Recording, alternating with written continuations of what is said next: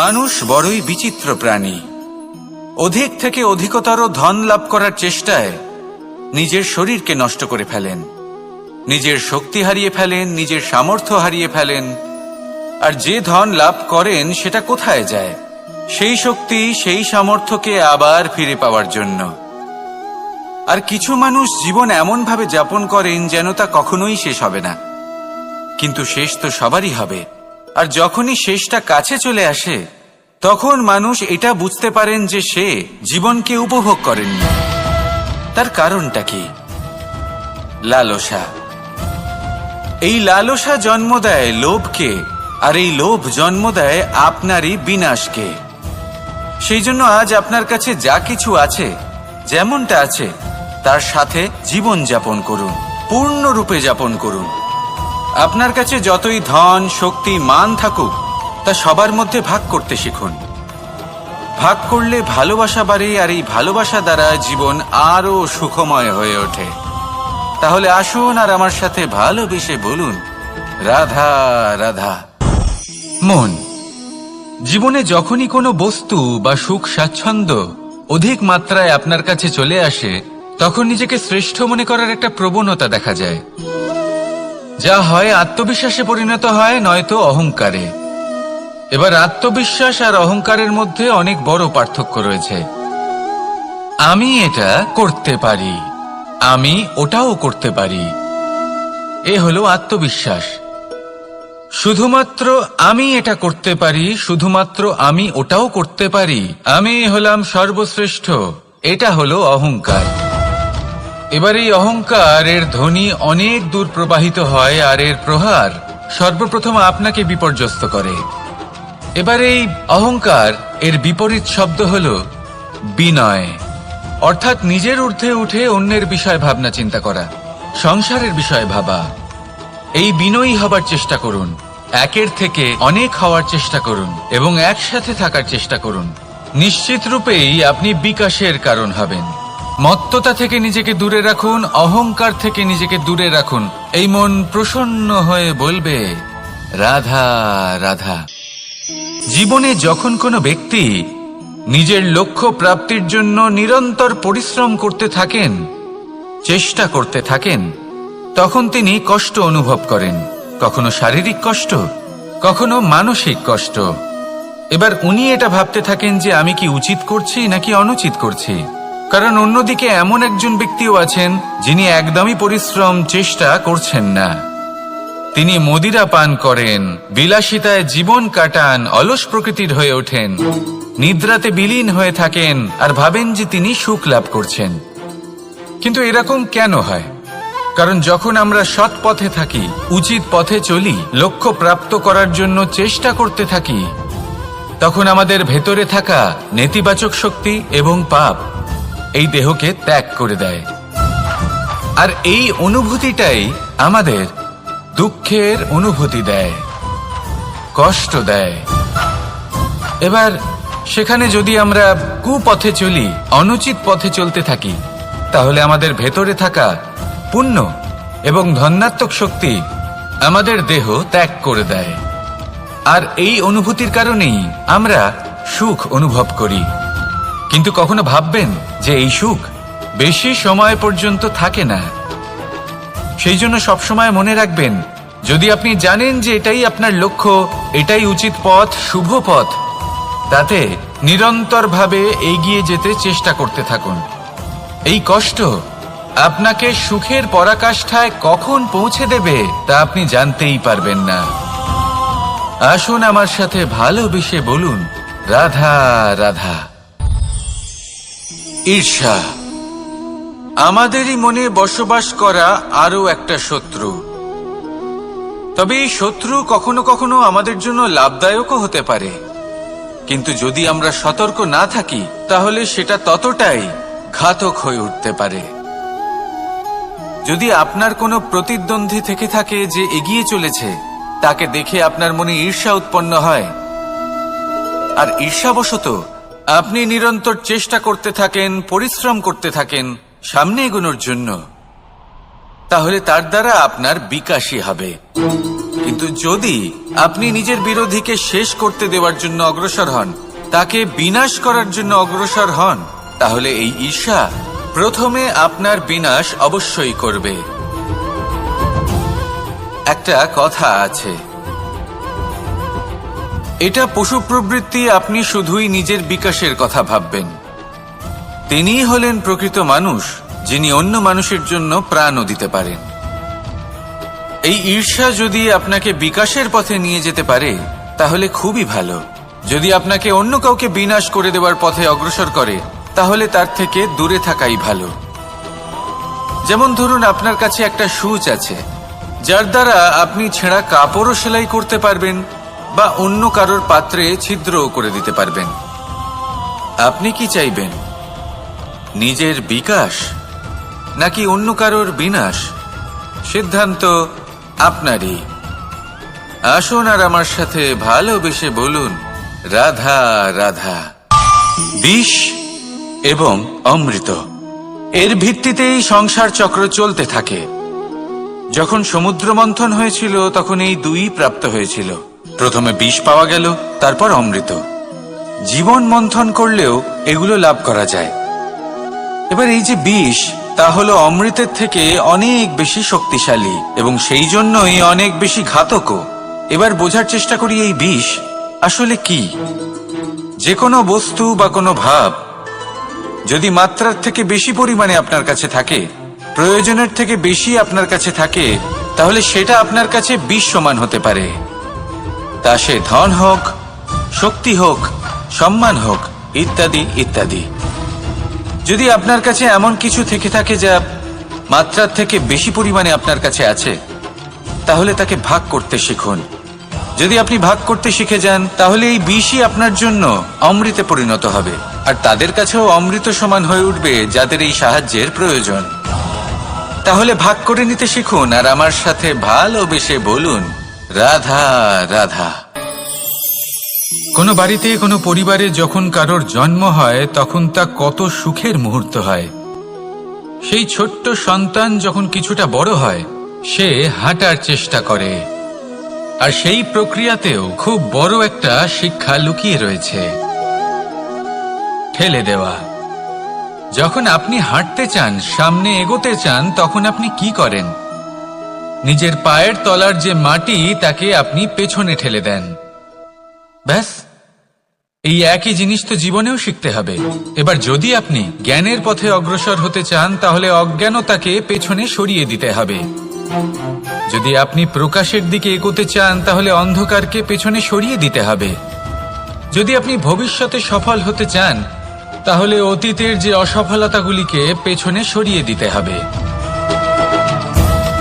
যে জল বইতে বইতে থেমে যায় তাকে আমরা নালা বলে থাকি, তার থেকে দুর্গন্ধ বের হয়। কিন্তু যে জল বইতেই থাকে তাকেই আমরা পবিত্র জল বলি। তাহলে আপনিও কর্ম করতে থাকুন, কখনো থামবেন না। আর আমার সাথে ভালোবেসে বলুন, রাধা রাধা। যোগাসন। যোগাসনে আসন অত্যন্ত গুরুত্বপূর্ণ। এবার আমি বলবো সবথেকে শ্রেষ্ঠ আসন কোনটি। আশ্বাস। নিজেকে আশ্বস্ত করতে থাকুন যে আমি আছি, সব ঠিক হবে, যা হচ্ছে ভালোর জন্য হচ্ছে। এই আশ্বাস আপনাকে জীবনে এমন ধনাত্মক বিশ্বাস দেবে যে আপনি বড় বড় সমস্যার সমাধান করতে পারবেন। এবার যদি কথা বলি সবথেকে কঠিন সময়ের, তাহলে সেটা হলো বিচ্ছেদের, যা মা সীতাকে সহ্য করতে হয়েছে শ্রীরামের জন্য, রাধা কৃষ্ণকেও সহ্য করতে হয়েছে। যে ব্যক্তি বিচ্ছেদের সময় সঠিক পথে চলে এসেছে সে জীবনে অনেক শ্রেষ্ঠ স্থানে অবশ্যই পৌঁছতে পারবে। এবার যদি কথা বলি সবথেকে জরুরি এবং গুরুত্বপূর্ণ সময়ের, তাহলে সেটা হলো সংযোগ। সকলকে সাহায্য করতে থাকুন। আপনি অন্যদের সাহায্য করে তাদের যত আনন্দ দিতে পারবেন ততটাই আনন্দ আপনারও জীবনে অবশ্যই আসবে।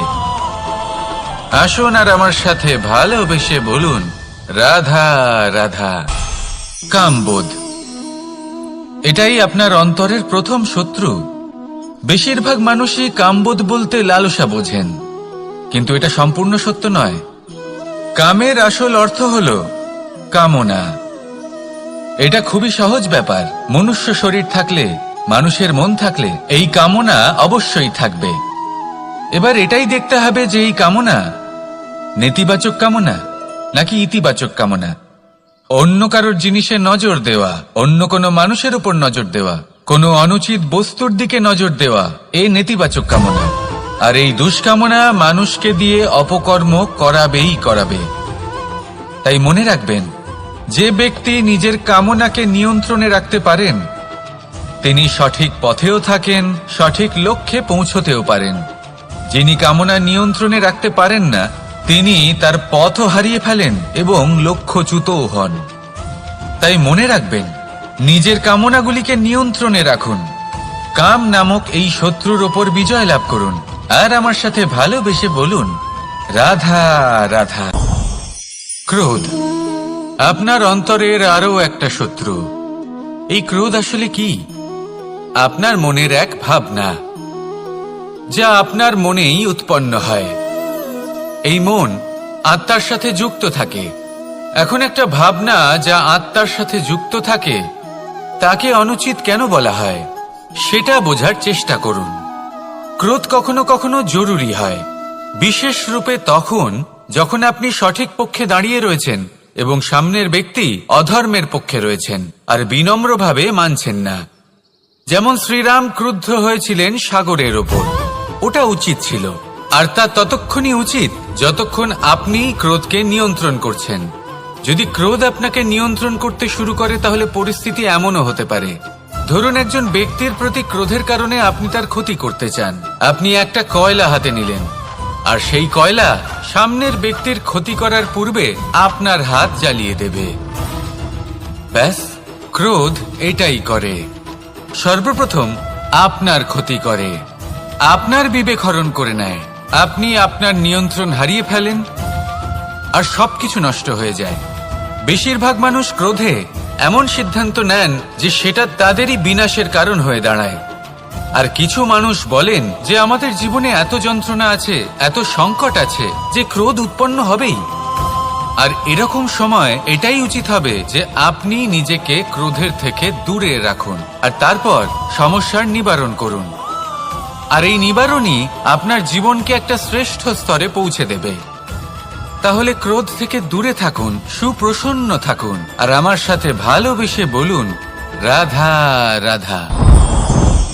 লোভ আপনার অন্তরের আরো একটা শত্রু।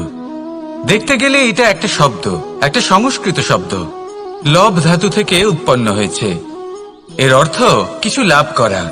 কিছু লাভ করা অনুচিত নয়, আরো কিছু লাভ করাও অনুচিত নয়, কিন্তু সব থেকে বেশি আমিই লাভ করব, আমি আরো চাই, আরো বেশি চাই, আরো বেশি পেতে চাই। এটাই হলো লোভ। আর এই লোভ যখন গ্রাস করে তখন আপনি যা পেতে চান, সে ধনই হোক বা মানই হোক, তা অর্জন করার জন্য মানুষ যে কোনো স্তরে পৌঁছে যেতে পারে। যদি মানুষ ধন অর্জন করতে চান তাহলে তার জন্য তারা অধর্মের পথেও চলতে পারেন। যদি সম্মান অর্জন করতে চান তাহলে অন্য মানুষকে ছোটও করতে পারেন। শেষ পর্যন্ত আপনার এটা মনে হতে পারে যে যদি একটু অল্পই প্রাপ্ত করতাম কিন্তু ভালোবেসে প্রাপ্ত করতাম, এই জীবন আরো অনেক বেশি সুখী হতো। লোভ আপনার জীবনে, আপনার মনে কখন যে প্রবেশ করবে সেটা আপনি জানতেও পারবেন না। তাই এটা চিনতে শিখুন আর তৎক্ষণাৎ জীবন থেকে বাইরে ফেলে দিন। যা কিছু লাভ করতে চান তা ভালোবেসে লাভ করুন আর সেই ভালোবাসার সাথেই বলুন, রাধা রাধা। মোহ আপনার অন্তরের আরো একটা শত্রু। এবার মানুষ প্রেম আর মোহের মধ্যে পার্থক্য বুঝতে পারে না। কিছু মানুষ ভাবে যে মোহর মধ্যে খারাপ কি আছে। যদি কোনো মানুষের তার বাবা মার প্রতি, তার সন্তানের প্রতি মোহ থাকে তবে খারাপ কি আছে? খারাপ আছে, আর সেটা তাদের জন্য খারাপ হতে পারে যাদের প্রতি আপনার এই মোহ আছে। এবার মোহ আর প্রেমের মধ্যে পার্থক্য আপনাকে বোঝাচ্ছি। মোহ শুধুমাত্র পেতে চায়, সেখানে প্রেম শুধুমাত্র দিতে শেখায়। এই দুই পরিস্থিতিতেই আপনার হাত প্রসারিত থাকে।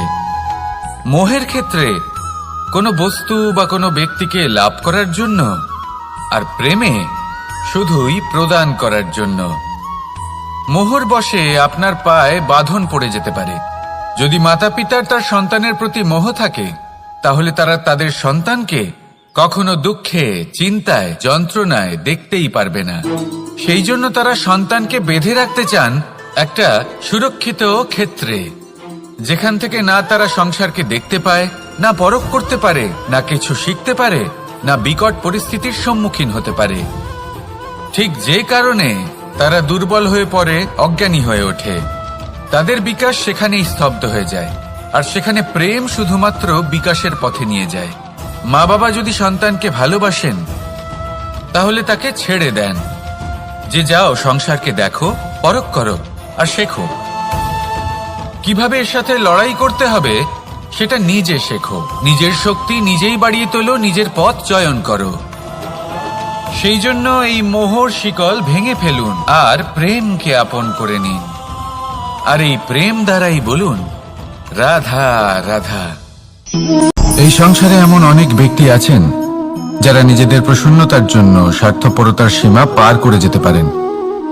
নিজে সুখ লাভ করার জন্য অন্যকে দুঃখ দিতে পারেন। ওনাদের কারোর প্রতি কোনো টান নেই, না সমাজের প্রতি, না আপনজনদের প্রতি, না ঈশ্বরের প্রতি। এবার দেখুন, মানুষ যদি কাউকে ভয় নাও পায়, তাও নিজের কর্মের কথা মনে করে অবশ্যই ভয় পাওয়া উচিত। কারণ আপনি যা কর্মই করুন, তার ফল নিজে থেকে আপনার কাছে আসবেই, নিশ্চিত রূপে আসবে। তার থেকে আপনি পালাতে পারবেন না। কেউ নিজের কর্মফলের হাত থেকে বাঁচতে পারে না। স্বয়ং মহাদেবকেও ওনার কর্মফল ভোগ করতে হয়েছিল। উনি কিছু না ভেবেই ভস্মাসুরকে বর দিয়েছিলেন। তার পরিণামস্বরূপ যেটা হলো যে ওই ভস্মাসুর, যাকে মহাদেব বরদান করেছিলেন, তার হাত থেকে নিজের প্রাণ বাঁচিয়ে ওনাকে পালাতে হলো। এই সংসারে এমন কেউ নেই যে নিজের কর্মফলের হাত থেকে বাঁচতে পারে। সবসময় এটা ভেবে দেখুন যে কর্মটা আপনি করছেন সেটা শ্রেষ্ঠ কি না। এমন কর্ম করুন যেটা আপনাকে জীবনে এগিয়ে নিয়ে যাবে। নিজেকে সৎ পথে রাখুন, কিন্তু এটাও সুনিশ্চিত করুন যে জীবনে যে কর্ম আপনি করছেন তাতে অন্য ব্যক্তির উপর কি প্রভাব পড়ছে, তাতে উনি দুঃখ পাচ্ছেন না তো। যদি আপনি যা করছেন তাতে সবার মঙ্গল হয়ে থাকে, তাহলে আপনার কাউকে ভয় পাওয়ার কোনো প্রয়োজন নেই। না কালকে ভয় পাবেন, না মহাকালকে। আসুন আমার সাথে ভালোবেসে বলুন, রাধা রাধা। জীবনে যখনই আমরা কোনো বিশেষ মানুষের সাথে পরিচিত হই, তখন তার ব্যক্তিত্বের বিষয়ে আমাদের একটি নিজস্ব দৃষ্টিভঙ্গি তৈরি হয়। তা সে ভালো হোক বা মন্দ, আমরা নিজেদের দৃষ্টিভঙ্গি, নিজেদের ধারণা বানিয়ে ফেলি। কিন্তু আপনি কি নিশ্চিত রূপে বলতে পারেন যে এই যে আপনার দৃষ্টিভঙ্গি, সেটাই সেই ব্যক্তির পূর্ণ সত্য, সেই ব্যক্তি সত্যি সেরকমই? না, আপনি সেরকম বলতে পারেন না। কারণ যে কোনো মানুষের একটি চরিত্র, একটি ব্যক্তিত্ব অনেক বছর ধরে তৈরি হয়, অসংখ্য অভিজ্ঞতা লাভ করার পরে তৈরি হয়। আপনি একদিনে বুঝতে পারবেন না যে সেই ব্যক্তি কেমন। এই ভুলটাই বেশিরভাগ মানুষ করে ফেলেন। কিন্তু যদি সত্যি কোনো মানুষকে বুঝতে চান, তাহলে একটু সময় দেওয়া খুব প্রয়োজন। সবার আগে প্রথম আলাপে সেই ব্যক্তি তো এটাই বোঝাবে যে সে কতটা শ্রেষ্ঠ, কিন্তু সে কতটা গুণী বা কতটা অপগুণী, এটা বোঝার জন্য আপনাকে সেই ব্যক্তির কাছাকাছি থাকতে হবে। তিনি কতটা অহংকারী বা কতটা সজ্জন, সেটা বোঝার জন্য আপনাকে সেই ব্যক্তিকে সম্মান দিয়ে দেখতে হবে। সেই ব্যক্তি কতটা লোভী বা কতটা সরল, সেটা বোঝার জন্য তাকে ধন দিয়ে দেখতে হবে। সেই ব্যক্তির কতগুলো খারাপ গুণ আছে, সেটা বোঝার জন্য সেই ব্যক্তিকে স্বাধীনতা দিয়ে দেখতে হবে। তবেই তাকে আপনি বুঝতে পারবেন। যে কোনো মানুষকে বোঝা, তার ব্যক্তিত্ব বুঝে ওঠা এতটা সহজ কাজ নয়। যতক্ষণ কোনো ব্যক্তির ব্যক্তিত্ব সম্পর্কে স্পষ্ট ধারণা না হয়, ততক্ষণ সেই ব্যক্তির সাথে সম্পর্কে অগ্রসর হওয়া উচিত হবে না। আসুন আমার সাথে ভালোবেসে বলুন, রাধা রাধা। এই সংসারের দুটি সবথেকে শক্তিশালী শব্দ হল নীরবতা এবং প্রসন্নতা। এই দুটি সবথেকে বেশি কঠিনও। এবার আপনি বলবেন, এতে কঠিনের কি আছে? না, ক্ষেত্র বিশেষে নিজে নীরব থাকা হলো অত্যন্ত কঠিন, আর তার থেকেও বেশি কঠিন হলো বিকট পরিস্থিতিতে নিজেকে প্রসন্ন রাখা। কিন্তু যদি আপনি এটা শিখে যান, তাহলে এই নীরবতাই আপনাকে জীবনে অনেক বড় বড় সমস্যার হাত থেকে বাঁচাবে। এই প্রসন্নতা আপনাকে বিকটতর পরিস্থিতি থেকে বেরিয়ে আসতে শক্তি যোগাবে। তাই এই গুণ আত্মসাৎ করুন আর আমার সাথে ভালোবেসে বলুন, রাধা রাধা। আমরা সবাই জীবনে কামনা করি। কেউ ধন সম্পত্তির কামনা করি, কেউ ভালোবাসার, কেউ বন্ধুদের, কেউ নাম খ্যাতি আদি ইত্যাদি। এগুলো লাভ করার জন্য আমরা চেষ্টা করতে থাকি, পরিশ্রম করতে থাকি, কিছু সময় পরে অর্জনও করে ফেলি। কিন্তু সবকিছু অর্জন করার কিছু সময় পরে এরা রুষ্ট হয়ে যান, আমাদের থেকে দূরে চলে যান বা আমাদের থেকে কেড়ে নেওয়া হয়। এমনটা কেন হয়? এমনটা এই কারণে হয় কারণ মানুষের একটা দুর্বলতা আছে। কোনো কিছুই অর্জন করার পরে আস্তে আস্তে সে তার মূল্য, তার গুরুত্ব ভুলে যায়, তার জন্য চেষ্টা করা ছেড়ে দেয়। আর এটাই হলো সব থেকে বড় সমস্যা। ঠিক যেমন কোনো ব্যক্তি যিনি ধন অর্জন করতে চান তার জন্য কঠিন পরিশ্রম করেন, হয়তো ধন অর্জন করেও ফেলেন, তারপর আস্তে আস্তে ওই ধনের মূল্য ভুলে যান, উচিতভাবে তা প্রয়োগ করেন না, আস্তে আস্তে তার ধন তার সঙ্গ ত্যাগ করে দেয়, সমস্ত পরিশ্রম ব্যর্থ হয়ে যায়। সেই জন্য মনে রাখবেন, এই সংসারে কিছু অর্জন করা অত্যন্ত কঠিন ব্যাপার, কিন্তু তার থেকেও বেশি কঠিন হলো সেটা নিজের সাথে ধরে রাখা। তাই জীবনে যখনই আপনি কিছু অর্জন করবেন তার গুরুত্বটা বুঝুন, আর তারপরে সময় সময় তার মূল্য নিজেকে স্মরণ করাতে থাকুন। কৃতজ্ঞ থাকুন যে আপনার পরিশ্রম আপনাকে এই ফল দান করেছে, আর চিরকাল পরিশ্রম করুন, তবেই আপনি যেটা লাভ করেছেন সেটা আপনার কাছে থেকে যাবে। আসুন আর আমার সাথে ভালোবেসে বলুন, রাধা রাধা। এই সংসারে আপনার সব থেকে বড় বন্ধু কে? কেউ বলবেন ছোটবেলার বন্ধুরা, কেউ বলবেন মাতা পিতা, কেউ বলবেন ঈশ্বর। এবারে বলুন যে এই সংসারে আপনার সব থেকে বড় শত্রু কে? কেউ বলবে আপনার বিরোধী, সেই ব্যক্তি যে আপনাকে হিংসে করে, বা আপনার নিজের অহংকার, আপনার কুকর্ম। আমি বলবো যে এই সংসারে আপনার সব থেকে বড় বন্ধু হলো আপনার নিজের মন। এই চঞ্চল মনকে যদি আপনি নিয়ন্ত্রণ করতে শিখতে পারেন, তাহলে এর থেকে বড় বন্ধু এই সংসারে আপনি কোথাও পাবেন না। সেখানেই যদি এই মন আপনাকে বশ করে ফেলে, তাহলে সংসারে এর থেকে বড় শত্রুও আপনি কোথাও পাবেন না। সেই জন্য এই সংসারকে নিয়ন্ত্রণ করার চেষ্টা ত্যাগ করুন। প্রথমে এই মনকে নিয়ন্ত্রণ করতে শিখে যান, তাহলে এই জীবন নিজে থেকেই সাফল্যের পথে অগ্রসর হবে। আর তখন এই মন প্রসন্ন হয়ে বলবে, রাধা রাধা। সংসারে যদি আপনি শুভ কিছু অর্জন করতে চান, তাহলে দুটি পথ আছে। প্রথম হলো ধর্ম, আর দ্বিতীয় হলো কর্ম। কিছু ব্যক্তি এমন কথাও বলেন যে আমরা তো ধর্মের পথেই অগ্রসর ছিলাম, আমরা তো লক্ষ্যপ্রাপ্ত করতে পারলাম না, বরং আমাদের নিন্দা হলো। এবার এরকমটা ঠিক কেন হয়? এরকম এই কারণে হয় কারণ দেখতে গেলে ধর্ম সবসময় আমাদের এমন পথ দেখায় যেটা আমাদের একটা শুভ লক্ষ্য প্রাপ্তিতে সাহায্য করে, কিন্তু সেই লক্ষ্যে আমাদের পৌঁছতে হবে নিজেদের কর্ম দ্বারা। যদি আপনি ধর্মের পথে অগ্রসর হয়ে থাকেন, তাহলে আপনাকে কর্মও করতে হবে। যদি ধর্মের পথে চলেন কিন্তু কর্ম না করেন, তাহলে লক্ষ্যপ্রাপ্তি হবে না। ঠিক সেইভাবেই যদি আপনি কর্ম করতে থাকেন কিন্তু ধর্মের পথে না চলেন, তাও লক্ষ্যপ্রাপ্তি হবে না। মনে রাখবেন যে ধর্ম এবং কর্ম হলো একটি মুদ্রার দুই পিঠের সমান। এদের নিজের জীবনে আত্মসাৎ করুন এবং অগ্রসর হন।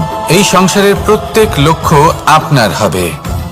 আসুন আমার সাথে ভালোবেসে বলুন, রাধা রাধা। প্রত্যেক মানুষ জীবনযাপন করেন, কিন্তু প্রত্যেক মানুষ বেঁচে থাকার রসদ জোগাড় করতে পারেন না। তাহলে কি করা যায়? জীবনের রসদ কিভাবে জোগাড় করা যায়? কিভাবে আমাদের চেষ্টা করে যাওয়া উচিত? আমাদের কি করা উচিত?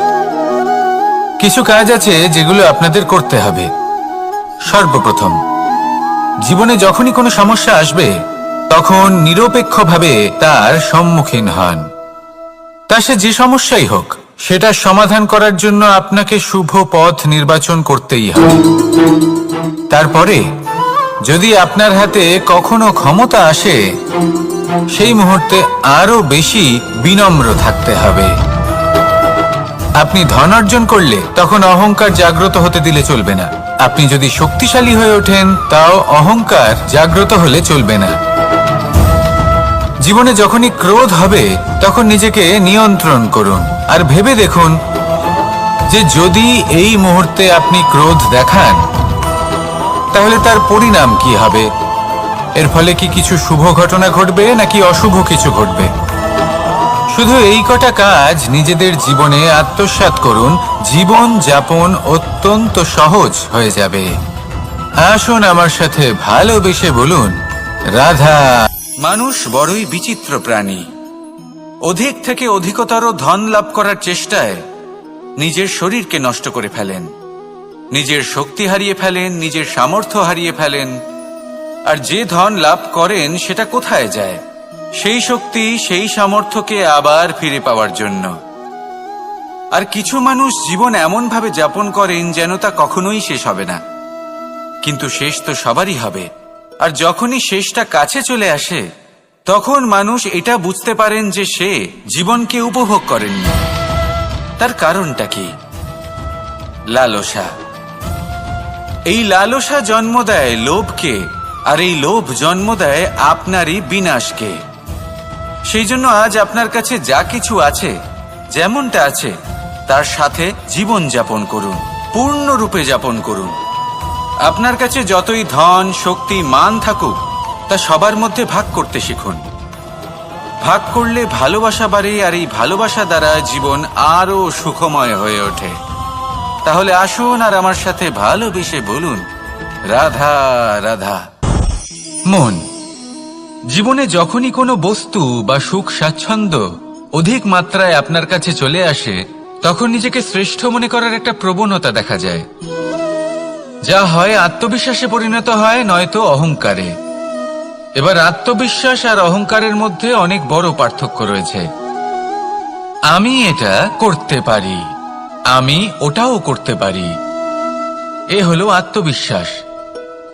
শুধুমাত্র আমি এটা করতে পারি, শুধুমাত্র আমি ওটাও করতে পারি, আমি হলাম সর্বশ্রেষ্ঠ, এটা হলো অহংকার। এবার এই অহংকার এর ধ্বনি অনেক দূর প্রবাহিত হয়, আর এর প্রহার সর্বপ্রথম আপনাকে বিপর্যস্ত করে। এবার এই অহংকার এর বিপরীত শব্দ হলো বিনয়, অর্থাৎ নিজের ঊর্ধ্বে উঠে অন্যের বিষয় ভাবনা চিন্তা করা, সংসারের বিষয় ভাবা। এই বিনয়ী হবার চেষ্টা করুন, একের থেকে অনেক হওয়ার চেষ্টা করুন এবং একসাথে থাকার চেষ্টা করুন। নিশ্চিত রূপেই আপনি বিকাশের কারণ হবেন। মত্ততা থেকে নিজেকে দূরে রাখুন, অহংকার থেকে নিজেকে দূরে রাখুন। এই মন প্রসন্ন হয়ে বলবে, রাধা রাধা। জীবনে যখন কোনো ব্যক্তি নিজের লক্ষ্য প্রাপ্তির জন্য নিরন্তর পরিশ্রম করতে থাকেন, চেষ্টা করতে থাকেন, তখন তিনি কষ্ট অনুভব করেন, কখনো শারীরিক কষ্ট, কখনো মানসিক কষ্ট। এবার উনি এটা ভাবতে থাকেন যে আমি কি উচিত করছি নাকি অনুচিত করছি। কারণ অন্যদিকে এমন একজন ব্যক্তিও আছেন যিনি একদমই পরিশ্রম চেষ্টা করছেন না। তিনি মদিরা পান করেন, বিলাসিতায় জীবন কাটান, অলস প্রকৃতির হয়ে ওঠেন, নিদ্রাতে বিলীন হয়ে থাকেন আর ভাবেন যে তিনি সুখ লাভ করছেন। কিন্তু এরকম কেন হয়? কারণ যখন আমরা সৎ পথে থাকি, উচিত পথে চলি, লক্ষ্য প্রাপ্ত করার জন্য চেষ্টা করতে থাকি, তখন আমাদের ভেতরে থাকা নেতিবাচক শক্তি এবং পাপ এই দেহকে ত্যাগ করে দেয়।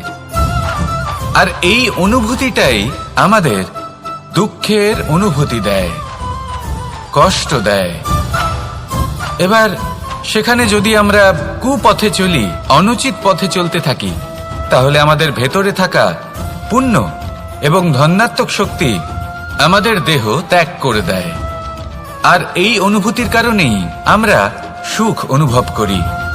কিন্তু কখনো ভাববেন যে এই সুখ বেশি সময় পর্যন্ত থাকে না।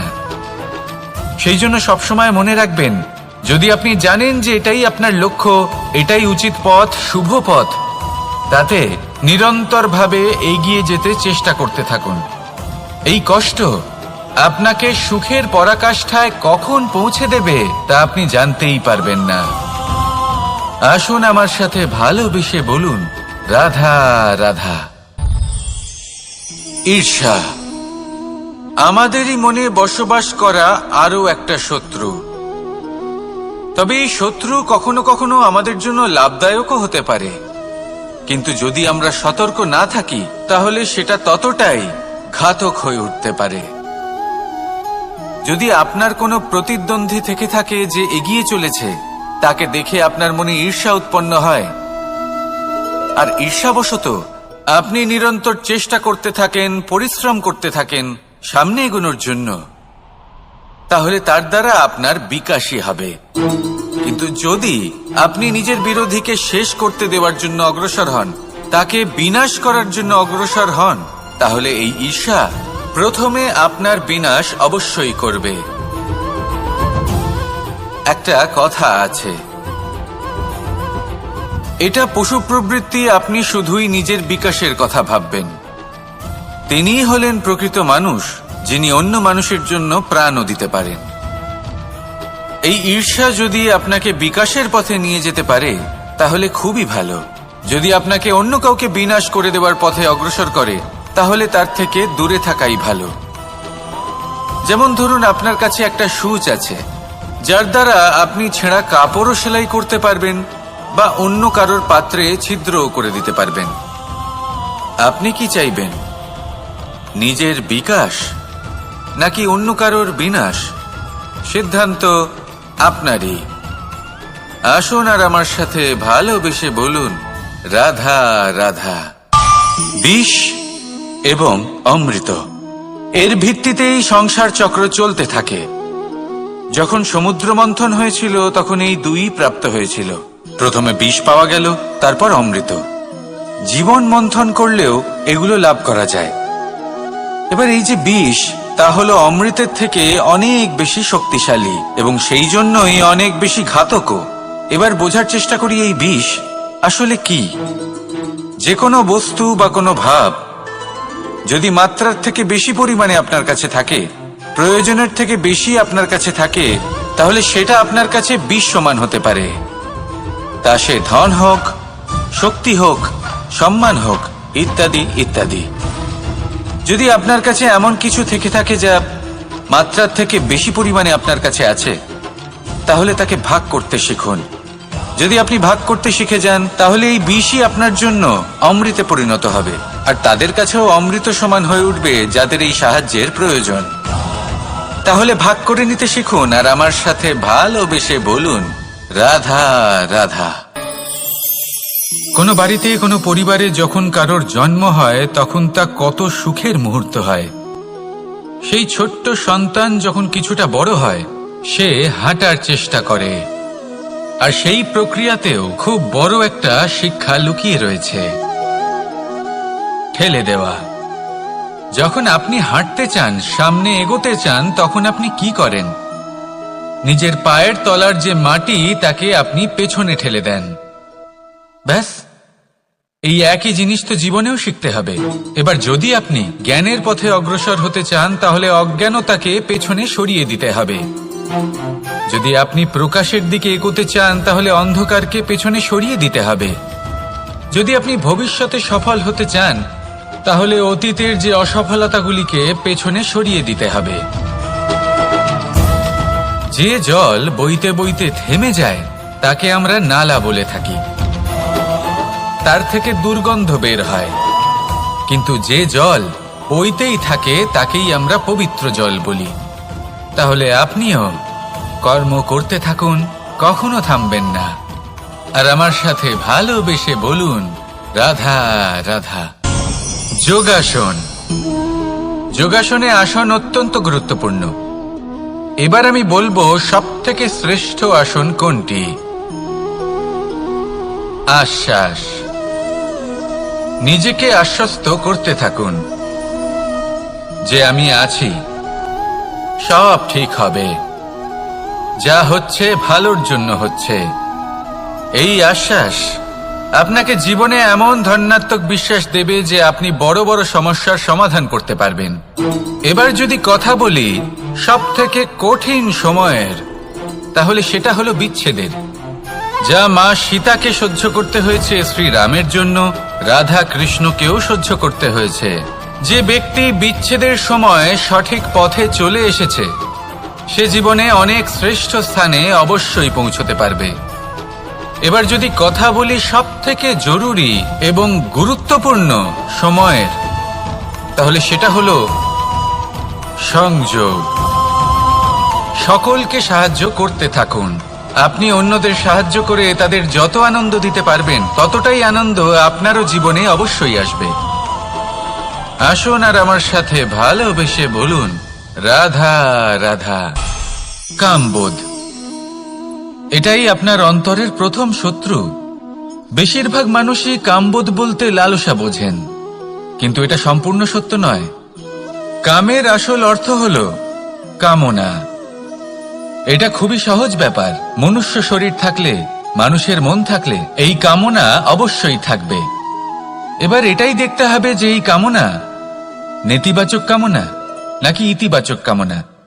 অন্য কারোর জিনিসে নজর দেওয়া, অন্য কোনো মানুষের উপর নজর দেওয়া, কোনো অনুচিত বস্তুর দিকে নজর দেওয়া, এই নেতিবাচক কামনা। আর এই দুষ্কামনা মানুষকে দিয়ে অপকর্ম করাবেই করাবে। তাই মনে রাখবেন, যে ব্যক্তি নিজের কামনাকে নিয়ন্ত্রণে রাখতে পারেন, তিনি সঠিক পথেও থাকেন, সঠিক লক্ষ্যে পৌঁছতেও পারেন। যিনি কামনা নিয়ন্ত্রণে রাখতে পারেন না, তিনি তার পথও হারিয়ে ফেলেন এবং লক্ষ্যচ্যুতও হন। তাই মনে রাখবেন, নিজের কামনাগুলিকে নিয়ন্ত্রণে রাখুন। কাম নামক এই শত্রুর ওপর বিজয় লাভ করুন। আর আমার সাথে ভালোবেসে বলুন, রাধা রাধা। ক্রোধ, আপনার অন্তরের আরো একটা শত্রু। এই ক্রোধ আসলে কি? আপনার মনের এক ভাবনা, যা আপনার মনেই উৎপন্ন হয়। এই মন আত্মার সাথে যুক্ত থাকে। এখন একটা ভাবনা যা আত্মার সাথে যুক্ত থাকে, তাকে অনুচিত কেন বলা হয় সেটা বোঝার চেষ্টা করুন। ক্রোধ কখনো কখনো জরুরি হয়, বিশেষ রূপে তখন যখন আপনি সঠিক পক্ষে দাঁড়িয়ে রয়েছেন এবং সামনের ব্যক্তি অধর্মের পক্ষে রয়েছেন আর বিনম্রভাবে মানছেন না। যেমন শ্রীরাম ক্রুদ্ধ হয়েছিলেন সাগরের ওপর। ওটা উচিত ছিল, আর তা ততক্ষণই উচিত যতক্ষণ আপনি ক্রোধকে নিয়ন্ত্রণ করছেন। যদি ক্রোধ আপনাকে নিয়ন্ত্রণ করতে শুরু করে, তাহলে পরিস্থিতি এমনও হতে পারে, ধরুন একজন ব্যক্তির প্রতি ক্রোধের কারণে আপনি তার ক্ষতি করতে চান। আপনি একটা কয়লা হাতে নিলেন, আর সেই কয়লা সামনের ব্যক্তির ক্ষতি করার পূর্বে আপনার হাত জ্বালিয়ে দেবে। ব্যাস, ক্রোধ এটাই করে। সর্বপ্রথম আপনার ক্ষতি করে, আপনার বিবেক হরণ করে নেয়। আপনি আপনার নিয়ন্ত্রণ হারিয়ে ফেলেন আর সবকিছু নষ্ট হয়ে যায়। বেশিরভাগ মানুষ ক্রোধে এমন সিদ্ধান্ত নেন যে সেটা তাদেরই বিনাশের কারণ হয়ে দাঁড়ায়। আর কিছু মানুষ বলেন যে আমাদের জীবনে এত যন্ত্রণা আছে, এত সংকট আছে, যে ক্রোধ উৎপন্ন হবেই।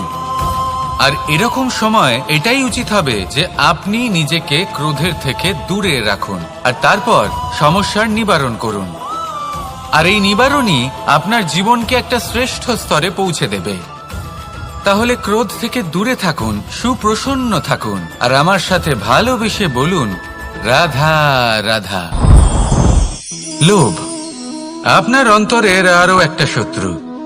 দেখতে গেলে এটা একটা শব্দ, একটা সংস্কৃত শব্দ।